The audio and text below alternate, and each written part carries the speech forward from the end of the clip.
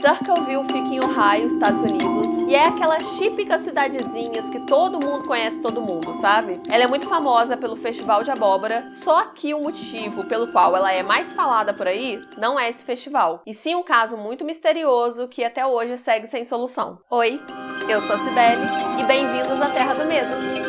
Se você gosta de casos misteriosos, assustadores, é aqui mesmo que você vai encontrar. Então você já se inscreve no canal e ativa o sininho para receber todas as notificações. E aproveitando que você gosta de casos misteriosos, já pode deixar o like porque esse caso aqui é muito misterioso. E não esquece de me seguir nas redes sociais, no Instagram e no Twitter, que é @CibeleFala. Vamos então para o caso de hoje. Em 1976, moradores da cidade de Circleville começaram a receber várias cartas anônimas, completamente misteriosas, ninguém sabia quem estava enviando, e o conteúdo dessas cartas eram segredos e às vezes até ameaças. E vários moradores mesmo estavam recebendo ali as cartas, só que não só civis comuns, mas também políticos e pessoas mais conhecidas da cidade também estavam recebendo essas cartas. E não se sabia de onde estavam vindo. Apesar de várias pessoas estarem recebendo nessas cartas, essa história tem um foco maior em uma pessoa específica, que é a Mary Gillespie, que era uma motorista de ônibus escolar da cidade e tudo mais. Ela estava recebendo essas cartas também, como todo mundo, só que nas cartas dela estavam acusando ela de ter um caso com o Gordon Massey, que é o superintendente da escola local, e estava ameaçando ela, estava falando que era para ela acabar, assumir esse caso e acabar com esse caso, senão o autor das cartas iria expor ela para a cidade inteira. A Mary, muito da sensata aqui que ela fez, começou a ignorar as cartas. Porque, sinceramente, gente, eu faria a mesma coisa. Ela nunca assumiu que estava com caso com esse Gordon, ela falou que não estava, ela era casada. E o que você vai fazer? Você não tem como responder a pessoa. Ignora que o problema vai embora. Mas o problema não foi embora. As cartas continuaram a chegar, ameaçando ela, falando que era pra ela assumir o caso e tudo mais. Ela continuou ignorando plena. E aí, enviaram carta pro marido da Mary, o Ron, falando, olha, sua esposa está tendo um caso com o Gordon, eu preciso que ela pare com esse caso, e se ela não parar, eu vou espalhar toda a verdade em cartaz, outdoor, pela cidade inteira. A Mary, gente, ela tava jurando de pé junto que ela não tinha caso com o Gordon, ela não tinha. Você quer concordar, meu amor? A Mary, gente, ela estava jurando de pé junto. Ela falou pro marido dela, eu não estou tendo um caso com o Gordon, não existe esse caso, é loucura da cabeça, a pessoa está inventando. Foi então que eles começaram a pensar assim, vamos ver o que né, vamos pensar, mais cabeças pensam melhor. Foi então que eles decidiram falar com a Karen, que é a irmã do Ron, com o marido da Karen, que é o Paul, guardem esse nome, ele vai ser bastante importante na história, e a irmã do Paul. E assim, gente, tinham várias pessoas recebendo cartas, muitas. Essas cartas estavam tendo repercussão, só que não era todo mundo que expunha as cartas que estavam recebendo. Isso porque essas cartas estavam ali expondo segredos íntimos dessas pessoas. Às vezes tinha umas coisas que elas não queriam que fosse espalhado, que viesse a público, então a pessoa guardava a carta e não levava na polícia, não levava em lugar nenhum, sabe? Apesar de ter ameaça, de ter ali umas coisas tipo, tô te observando, algumas coisas assim, as pessoas preferiam ficar na delas. Aí, voltando ali ao núcleo da Mary, eles cinco, né, a Mary, o Ron, o Paul, a Karen e a irmã do Paul, começaram a pensar quem pode ser que esteja mandando essas cartas. Eles chegaram a um suspeito, que era o William Massey, que é o filho do Gordon, que é o superintendente da escola, que estavam ameaçando a Mary ali de ter um caso. Por que eles começaram a desconfiar do William? Algumas cartas vinham com assinatura W, só W. E, vamos combinar, tinha um motivo ali do William tá querendo ameaçar a Mary pra eles pararem com o suposto caso, porque o motivo seria ele proteger a própria família. Para de encher o saco da minha família, porque senão para de ser amante, tipo, culpando a mulher de ser amante do pai, em vez de, né, falar com o pai, cuzão. E mesmo assim, a Mary tava negando, falou que isso é viagem na cabeça da pessoa, que não rolava esse caso mesmo. Mas mesmo assim, o William teria um motivo pra estar mandando essas cartas, teoricamente. Foi então que o Ron decidiu mandar cartas, várias cartas pro William, falando pra ele parar com essa palhaçada, que já tava escroto, que sabia que era ele e que era pra ele parar mesmo, porque já tava ridículo. Coincidência ou não? as cartas pararam de chegar durante um tempinho. Mas só durante um tempinho também, que depois as cartas voltaram a chegar. Agosto de 1977, o Ron estava lá tranquilamente com os filhos dele em casa. Tranquilamente, vírgula. Por quê? Se passaram 9 meses desde o início ali do envio das cartas, e o próprio Ron começou a receber umas cartas bem ameaçadoras, falando que ele estava sendo observado, que a caminhonete dele estava sendo observada, ou seja, estavam enchendo o saco dele. Foi então que o Ron recebeu uma ligação enquanto ele estava em casa com os filhos. E ele ficou full pistola na hora que ele recebeu essa ligação. Ele saiu de casa correndo, mas não antes de pegar a sua pistola calibre 25. E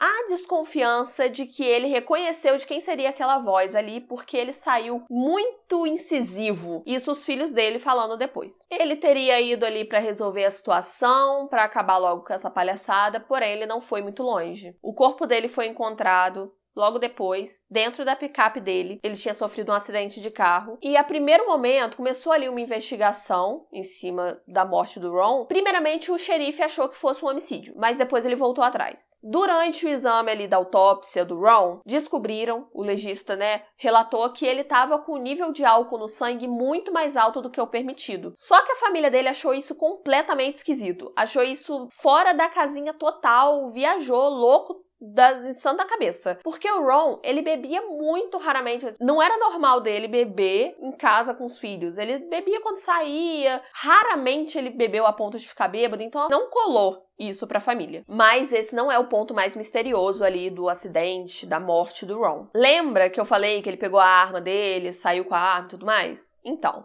a arma foi encontrada ao lado dele, só que estava faltando uma bala. Só que não tinha buraco de bala no carro dele, ele não tinha levado um tiro, e a cápsula da arma não foi encontrada. Não se sabe o que aconteceu. Ele pode ter muito bem também saído faltando uma bala no cartucho, não sei como é que fala, mas poderia simplesmente não ter carregado ela antes de sair, estava faltando uma bala. Porém, não tinha mais como investigar, porque pouco tempo depois, alguns dias depois, todo o carro dele que tinha sofrido acidente foi levado para o ferro velho e foi destruído.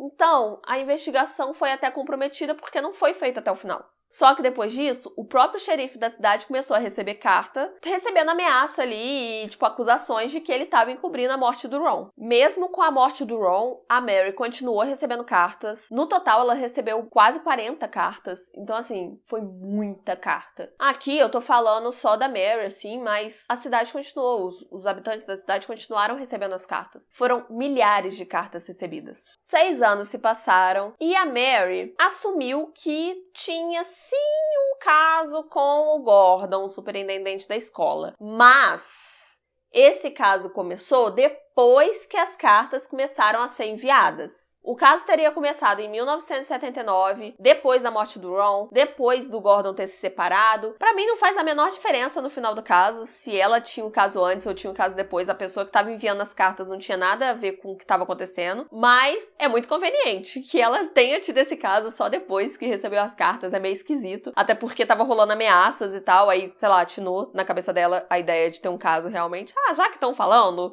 eu vou ter um caso também. Mas assim, no final, não faz diferença, não era nem pra essas cartas estar sendo enviadas, porque cada um cuida da sua vida, não é mesmo? Mais um espaço de tempo aí, a gente vai pra 1983, e sim, gente, a pessoa ou as pessoas eram insistentes, continuaram enviando carta, e durou muito, muito tempo. Eu acho que já tá até redundante aqui eu falar que as cartas continuaram a ser enviadas para Mary. Ela continuou recebendo ameaças. Só que um certo dia, ela tava dirigindo lá, o ônibusinho escolar dela, e ela viu, no caminho que ela passava, no meio da estrada, uma placa que dizia não só que ela tinha um caso com o Gordon, mas também a filha dela. E pra ela foi a gota d'água. Ela pensou assim, não, aí foi longe demais, aí realmente não rola. Ela parou o ônibus, desceu pra arrancar a placa mesmo. Só que ela viu que tinha ali perto da placa, tinha uma caixinha. Ela pegou a caixinha, ela tirou a placa. E na hora que ela foi abrir a caixinha, ela viu que tinha um barbante muito mal feito, mal embolado ali. Ela abriu a caixinha de um certo jeito que o barbante estava ligado ao gatilho da arma. Então a intenção de quem botou aquela caixinha ali era a arma disparar na pessoa que abrisse a caixinha. Tava uma parada muito porcamente feita, mas, gente, o que vale é a intenção, né? A Mary levou essa caixinha pra polícia e chegando lá, eles repararam que tinha uma tentativa muito porca de raspar o número de série da arma, sabe? Nisso eles conseguiram ver achar de quem era a arma, e era do Paul. Vocês lembram dele lá atrás, que eu falei pra vocês não esquecerem o nome dele? Ele é o ex-cunhado do Ron. Eu digo ex porque ele tinha se separado recentemente da irmã do Ron. Ele se tornou o principal suspeito.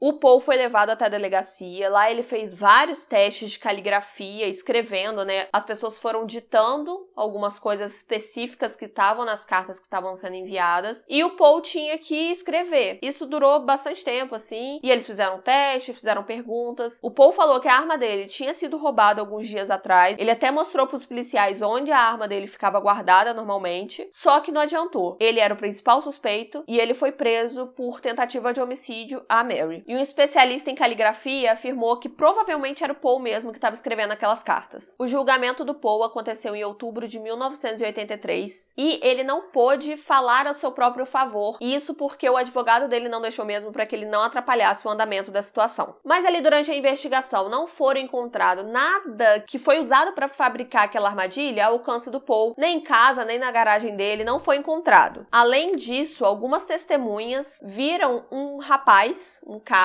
no lugar da armadilha 20 minutos antes da Mary achar a armadilha lá. Só que esse homem não tinha nada a ver com o Paul na descrição dessas testemunhas, e esse homem também estava com um carro que o Paul não tinha. Então as descrições não batiam e nem o carro batia. Além disso tudo, o Paul também apresentou um álibi para o dia, mas não adiantou de nada. Mesmo não tendo evidência quase nenhuma contra ele, ele foi condenado a 25 anos de prisão pela tentativa de homicídio da Mary. Porém, mesmo com o Paul preso, as cartas continuaram a ser enviadas. E não só de Circleville. As cartas eram enviadas também de Columbus, que também ficava em Ohio. Então, como é que era ele? Como é que ele estava mandando carta de dentro da prisão e de fora da cidade ao mesmo tempo? Não faz o menor sentido. Além disso, o próprio Paul estava recebendo carta, gente. Inclusive, em uma das cartas que ele recebeu, dizia: é uma pena de como as coisas funcionam, mas antes você do que eu. Mas o xerife e a mídia continuaram batendo pé, falando que era o Paul mesmo, que ele estava esquematizando, que ele estava falando com alguém, ele tinha contatos fora da prisão e ele estava enviando as cartas sim. Foi então que levaram o Paul para a solitária, que é um rolê completamente restritivo mesmo. Na solitária você não tem contato nem com outros presos, quem dirá receber visita e etc. E mesmo assim as cartas continuaram chegando. Mas aí o argumento do xerife era de que não, o Paul tá querendo mostrar pra gente. Não, viu como é que as cartas estão mandando mesmo comigo na solitária? Não sou eu. Como ele estaria fazendo isso? Só Deus sabe, Deus e o xerife, porque não tinha explicação. A porta-voz do sistema prisional estadual de um condado de Ohio, ela disse que era praticamente impossível conseguir contrabandear cartas de dentro da prisão. Em 1988, Paul fez um pedido para liberdade condicional, foi negado. Aí ele passou por 3 testes de polígrafo, ele passou nos 3 testes e mesmo assim, em 1993, quando ele fez de novo o pedido para liberdade condicional, ele teve novamente pedido negado. Foi só em 1994, depois de mais de 10 anos preso, que ele conseguiu ter a liberdade condicional. E agora eu tô aqui contando pra vocês, focado no Paul e tal, mas as cartas não pararam durante esse tempo todo. O Paul passou a vida inteira tentando descobrir quem era o autor dessas cartas, ele chegou a investigar o caso, mas ele morreu em 2012 sem saber quem era realmente o culpado. Eu acho que tá bem claro aqui que eu também não acho que seja o Paul, né? Tô me posicionando um pouquinho. Mas especulação, gente. Eu tô tomando esse partido, mas pode ser que seja ele. Vai que o xerife tá certo, entendeu? Mas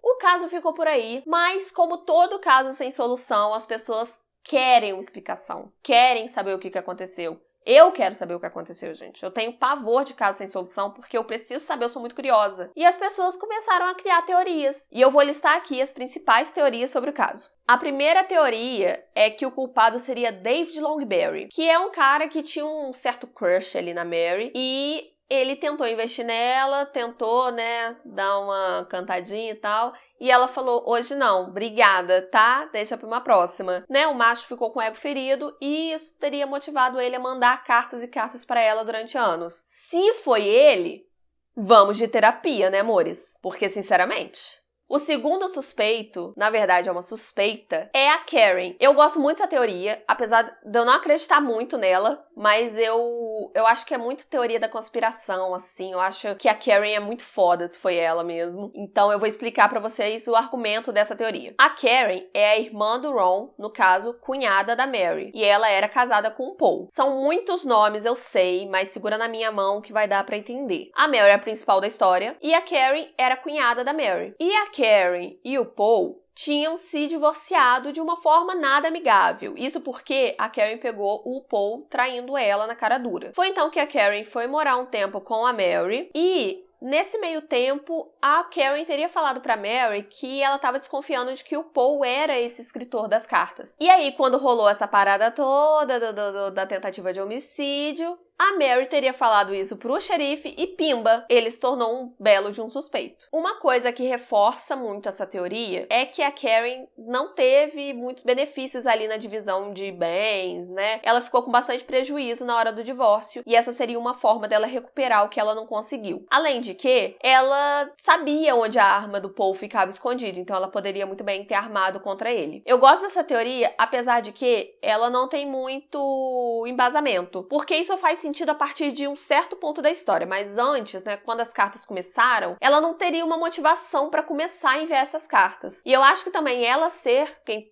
tá enviando essas cartas fica muito focado na questão da Mary, sendo que não era só a Mary que estava recebendo essas cartas, era uma cidade inteira. Tem uma teoria também que é a própria Mary que escreveu as cartas para ela mesma, mas essa teoria não tem muito argumento, eu procurei e, as pessoas só colocam porque vai que, mas não tem uma coisa muito embasada sobre. Eu trouxe porque se vocês pesquisaram sobre esse caso, vocês vão achar essa teoria, mas eu tô aqui que eu não acredito que foi a Mary, não.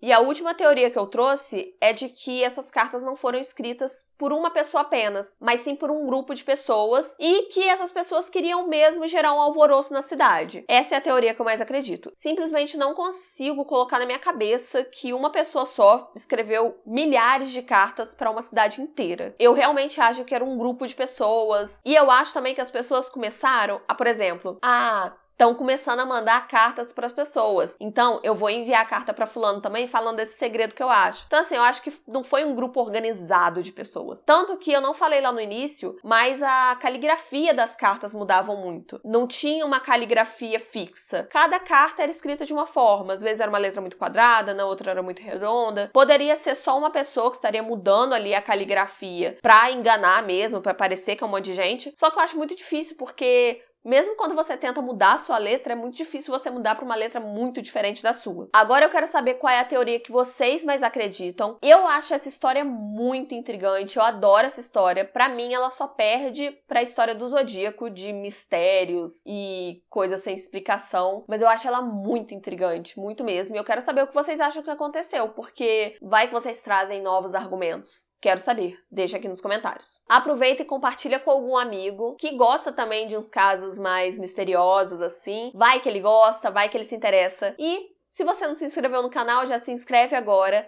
Deixa o like e me siga nas redes sociais, porque tem conteúdo lá também. E é o lugar que eu vou divulgar quando tiver vídeos novos, que a gente vai conversando sobre conteúdo, tá bom? Espero vocês por lá. Quero saber se vocês já ouviram o podcast que a gente lançou na terça-feira, eu e Vitor, pra vocês. E fica de olho que semana que vem a gente vai estar com Trilha do Medo, esses meninos maravilhosos que vocês já seguiram, né? Fica de olho, gente, é isso. Me segue o Vitor. E fica de olho nas nossas redes sociais. Um beijo, gente. Até o próximo vídeo. Tchau!